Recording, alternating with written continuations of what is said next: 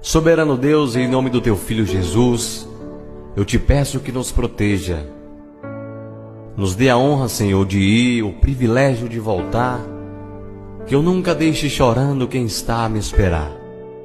Que o caminhão não falte freio em uma serra perigosa, que o ladrão não me veja com uma carga valiosa.